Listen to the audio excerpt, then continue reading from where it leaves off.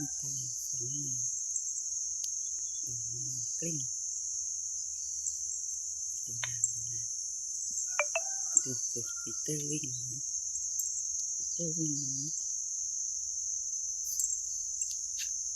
คุณหญิงกลิ้งปีเตอร์วิ่ง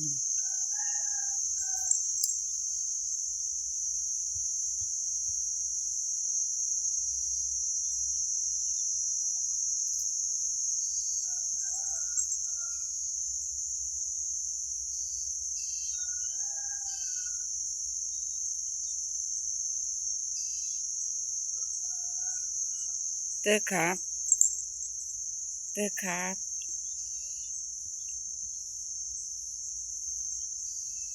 ีเตอร์นอนสบายเลย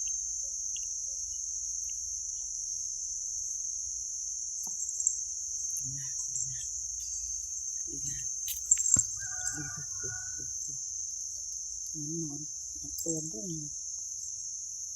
กลิ้งเหมือนตัวบุ้ง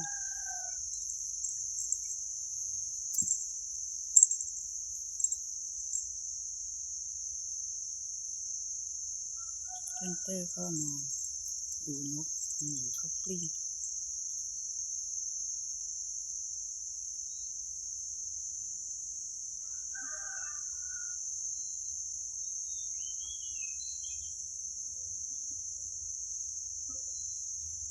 เตอร์ครับ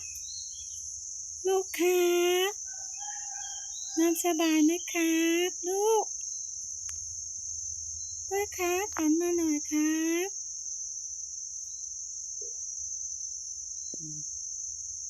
นอนทำสมาธิหลับตา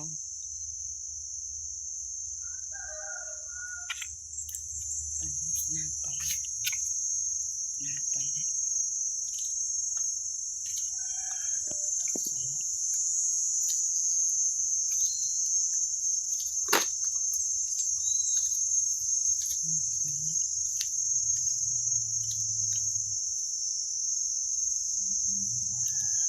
คุณยายก็นอนอยู่นี่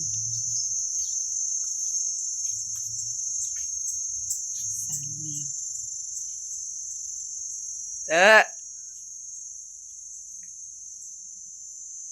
คุณยายนอนเนี่ยหายกันหมดแล้วคุณหญิงก็ไปเลย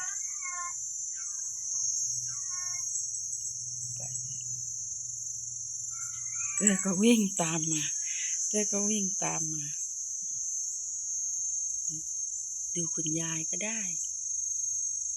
คุณยายไม่เที่ยวคุณยายนอน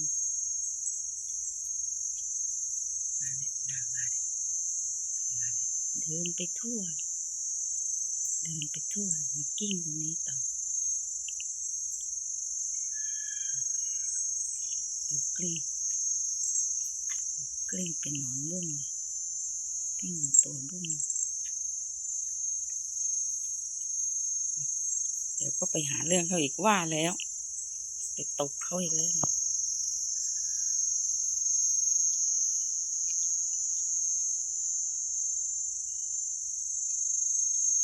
ท่านเตอร์ก็แต่งตัวจ้างกลัวไม่รอคุณยายหนีแล้วคุณยายโดนตบคุณยายงอนไปแล้ว